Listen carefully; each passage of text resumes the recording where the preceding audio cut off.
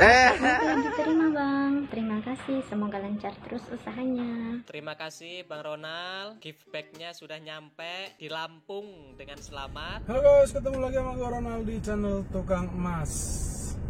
Lagi-lagi ngobrol di mobil. Paling enak gue ngobrol di mobil sendirian, gak ada temen ya. Lagi OTW ke tempat golf, sambil nyetir sambil bagi ilmu ke kalian. Oke guys, kali ini gue mau ngebahas sedikit mengenai investasi secara general. Kemarin itu kan gue ada bikin video tentang menunjukkan kalau gue masuk investasi ke saham ya. Nah di situ ada yang komen dengan nama Moses siapa gitu, sorry lupa, nanti gue tunjukkan ya. Nah beliau bilang kalau intinya beliau sendiri tidak investasi di saham karena menurut beliau saham tahun ini, akhir tahun ini akan turun, jadi window dressing nggak akan berlaku. Beliau juga nggak pegang emas, tapi sementara beliau investasinya dialihkan ke properti atau ke rumah kayak gitu ya. Nah anyway, intinya sekarang seperti ini sih, gue nggak masalah sih sebetulnya investasi mau di dalam bentuk apapun ya, karena gue pun juga punya investasi itu ada banyak macam gitu. Oke, kalau kita ngomong investasi paling rendah bunganya, ya, investasi paling rendah bunganya itu adalah deposito. Maksudnya itu yang sudah minimum, seminimum mungkin yang kita harus dapetin itu ya sebunga deposito itu. Kalau bunga deposito itu sekarang mungkin di angka 4% ya per tahun ya. Dipotong pajaknya kalau nggak salah 25%, jadi 3% per tahun dibagi 12, berarti kira-kira 0,25% per bulan. Jadi kalau misalnya kalian masukkan uang 100 juta, itu kira-kira bunganya 250.000 per bulan ya. Itu kita sebut minimalnya, seperti itu ya, kita sebut minimalnya. Nah sedangkan bahan investasi itu kan ada banyak kan, ada emas, saham, forex, perumahan atau real estate ya, obligasi, deposito, dan lain sebagainya. Inti dari investasi itu kan supaya dana kita ini bisa berkembang, ya kan. Nah sekarang tinggal pertanyaannya berapa persennya itu. Bank umum, bisa di koperasi, bisa di bank kredit, bank pengkreditan gitu ya. Nah kemarin itu kebetulan gue ada banyak ngobrol juga, banyak teman-teman viewer yang akhirnya itu menjadi teman ngobrol gue, seperti Bang Kamdan, kemudian Bang Jal, kemudian Bang Rokodas. Itu kita juga banyak ngobrol, offline-nya itu kita banyak ngobrol gitu ya, lewat DM-an gitu. Nah kemarin Bang Rokodas juga ngomong bahwa dia ada investasi, maksudnya ada deposito itu yang kira-kira 6% 1 tahun. Oke, kemudian Bang Moses itu kan juga tadi ngomong kalau dia mengalihkan dana ke real estate gitu ya. Nah intinya sebetulnya kita tuh poinnya satu, yaitu supaya dana kita ini berkembang ya. Nah contoh aja, kalau misalkan seperti masukkan ke deposito saat ini, buat gue sih sekarang deposito itu sudah sangat tidak seksi sama sekali, karena menurut gue returnnya terlalu kecil. Itu nomor satu, jadi return per bulannya terlalu kecil. Yang kedua, capitalnya tidak bisa berkembang, jadi dana modal awalnya itu nggak bisa berkembang ya.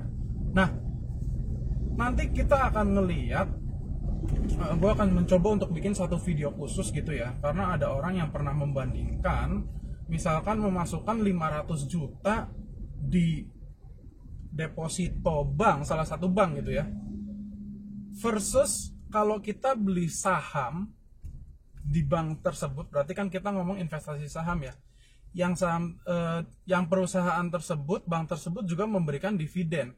Nah nanti kita suatu saat kita akan lihat ini lebih dalam. Tapi begini, kemarin pun akhirnya gue mengambil keputusan, kalau kalian pasti udah tahu ya, kalau yang nonton channel gue dari sebulan 2 bulan lalu, kalian pasti udah tahu bahwa gue pun ada pengalihan dana dari deposito yang mendapatkan tabungannya. Waktu itu sebetulnya bunganya udah lumayan gede.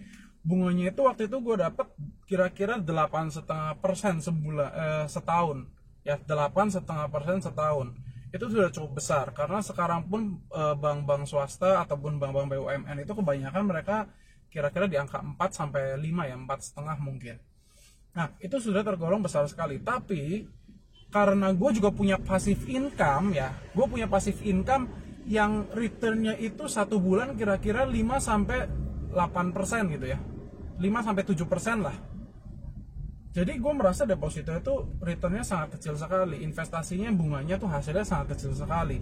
Nah, alhasil gue pun pada saat kemarin itu gue mengalihkan dana dari deposito ke real estate, ya kan? Kalian kan udah tahu. Kenapa gue mengalihkan dana dari deposito ke real estate? Poinnya adalah karena returnnya sepertinya lebih besar. Ini gue juga belum tahu ya, belum kejadian gitu. Jadi gue nggak bisa memberikan informasi yang benar-benar detail. Tapi secara skematik gitu ya, skematik pemikiran gue, kalau kita punya real estate itu kita bisa dapat bunga bulanan seperti deposito, jadi bulanannya tetap bisa ada uang masuk. Selain itu, capital kita, modal kita pun bisa berkembang. Jadi kalau dibandingkan antara memiliki real estate, memiliki rumah dibandingkan dengan deposito, perbedaannya itu cuma satu sebetulnya. Perbedaannya itu adalah capital di deposito tidak bisa berkembang, modal di deposito tidak bisa berkembang. Sedangkan modal awal untuk membeli rumah itu bisa berkembang kalau harga rumahnya naik. Gitu ya, benar ya. Nah, jadi itu alasan yang sangat simpel sebetulnya. Itu alasan gua kenapa gua memindahkan dana dari deposito ke real estate. Nah, kalau kita ngomongin lebih jauh lagi, returnnya gitu ya. Kalau kita punya rumah katakanlah harga 100 juta, yang tadinya 1 bulan itu, kalau perhitungan deposito ya, 1 bulan kita mendapatkan uang 250.000. Oke? Berarti kalau misalkan kita punya rumah 1 juta dan kita mau sewakan, setidak-tidaknya per tahun kita sudah harus ngecasnya kepada si orang yang mau mengontrak itu, berarti 250 dikali 12 bulan, which is ketemunya 3 juta. Jadi selama kalian bisa mendapatkan uang ngontrakin rumahnya itu lebih dari 3 juta setahun, itu kalian sudah mendapatkan keuntungan yang lebih tinggi ketimbang deposito. Logika nggak? Ditambah nanti pada saat misalkan kalian mau jual rumah itu, harga rumahnya sudah bukan 100 juta lagi, tapi mungkin jadi 110 juta atau 125 juta. Ini yang gue sebut capital gain. Capital gain itu ya modal awalnya itu nambah, ditambah dengan kupon atau bulanan yang setiap bulan bisa masuk. Dalam hal kontrakan itu dijadikan 1 tahun gitu ya. Nah, ini yang kita sebut sebagai opportunity cost. Jadi kalau misalkan buat taruh uang di deposito, gue cuma mendapatkan segini. Nah, opsi lainnya seperti apa? Kalau gue bisa mendapatkan opsi yang lebih baik daripada deposito, maka gue akan mengambil opsi itu.